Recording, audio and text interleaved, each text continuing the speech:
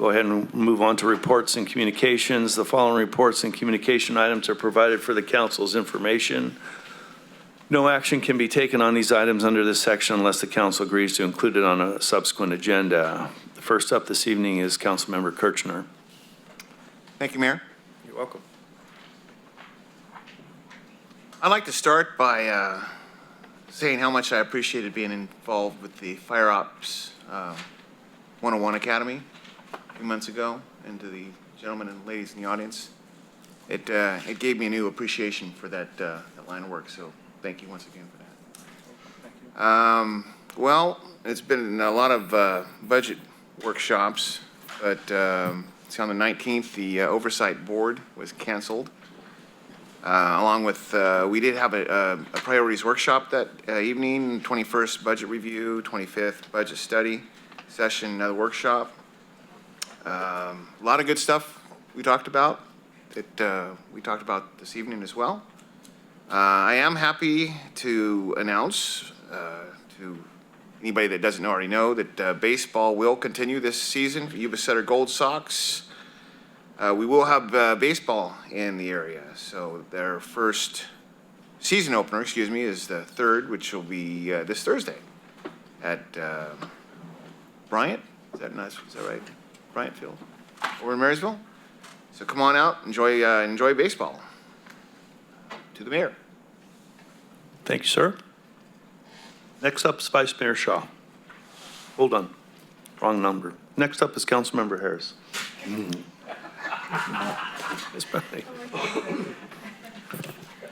I'm going to be quick and easy, too. I also was, of course, present at the priorities workshop and the budget study session, which was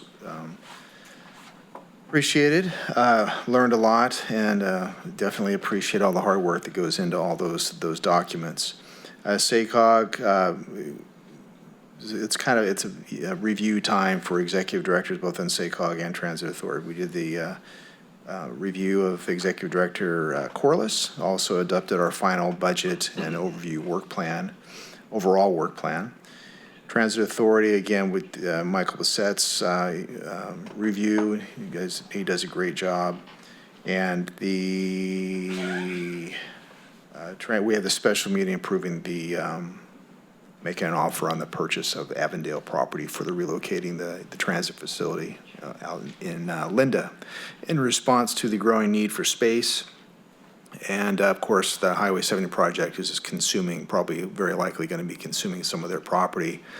But a mandate to go all electric, they just definitely needed some increased space. We went through an extensive review process, made recommendations.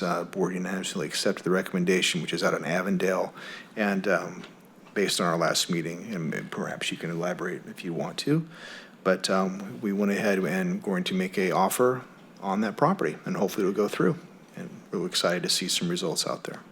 That is it. Thank you. Thank you.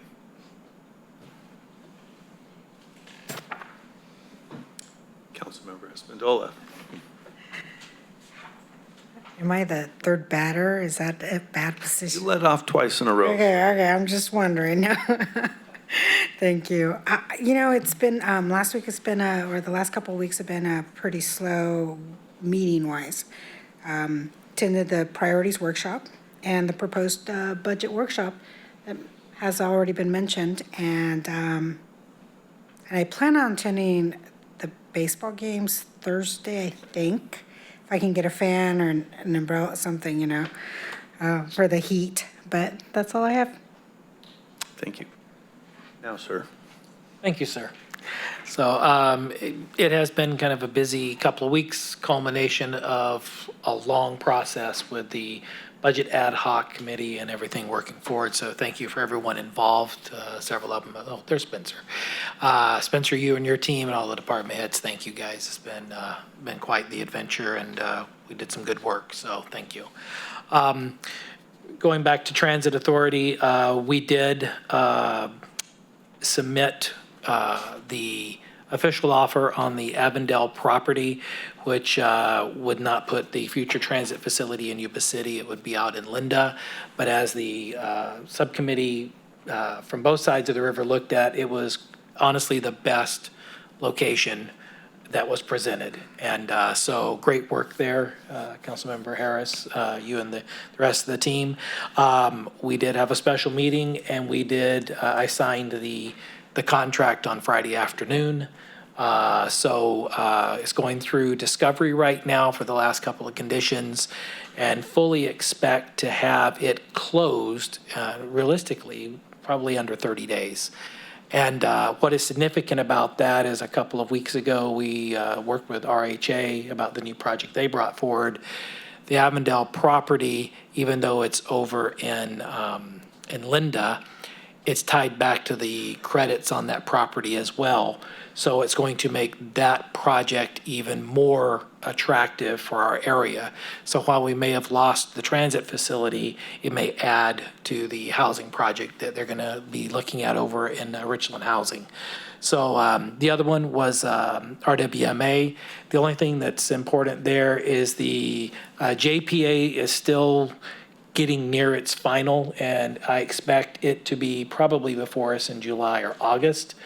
You guys have all been briefed about this before, but it all structures around, and Mr. City Manager, help me, it's 1383, correct, is the nuisance ordinance that, I call it a nuisance because we got to deal with it, but it has to do with diversion and waste and stuff. So that's why we are forming the new JPA with the RWMA. So that will be coming probably in July or August because it had a little hiccup and had to be reworked. So that's it, other than going to A Grateful Nation Remembers. And again, thank you to Pastor Cecile and the entire staff out there, and to Dave Reaver for speaking. Very, very moving. All right, thank you, sir. Mine are pretty short. The city manager and myself attended the county supervisors meeting at their invite as they approved the master tax exchange agreement. So we finally have a master tax exchange agreement with Sutter County, and so the next good stuff begins. Ben, Diana, and everybody else, thank you for your help with that. That's a big deal for the city of Yuba City. On Sunday, I was invited out to the Sikh temple to meet Mr. Soman Debnath. He's a guy that he's ridden his bike since 2004 around the world. And he decided to stop here in Yuba City and wanted to meet the mayor. So he's of Indian descent, so he ended up out at the Sikh temple, and so I went out and met him. He's fascinating story. If you're interested at all, look him up on the internet. But his next stop was Reno, and his bike is well worn, but he's a great guy.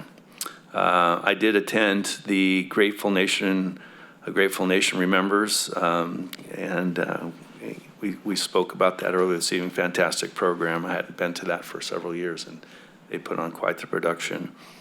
The acting company asked if I would perform in a play, and so I did that.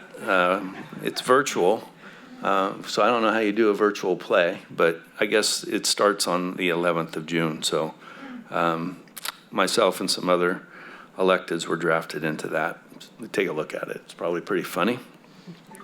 Mayor, what was your role? Professor Lockie. I'm not into, what the heck is it?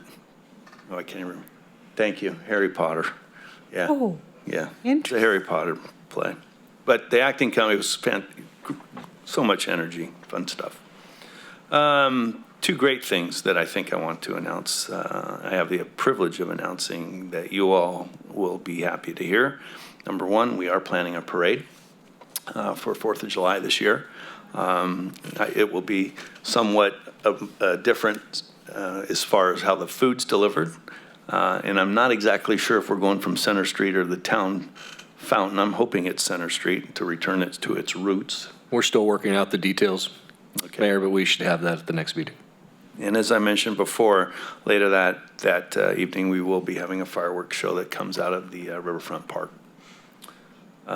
With that, I closed the meeting tonight. You know, I see we have some of our firefighters here and, of course, our chief of police. And just over the last few days, like the last 48 hours, we lost another police officer, and apparently we've lost a firefighter to violence. And it's just heart. It makes my heart really heavy, the fact that our public safety folks are finding themselves in harm's way as often as we read in the newspaper anymore. So I'd like to close the meeting recognition of the service that the police and firefighters provide to us. And remain safe, please. Thanks.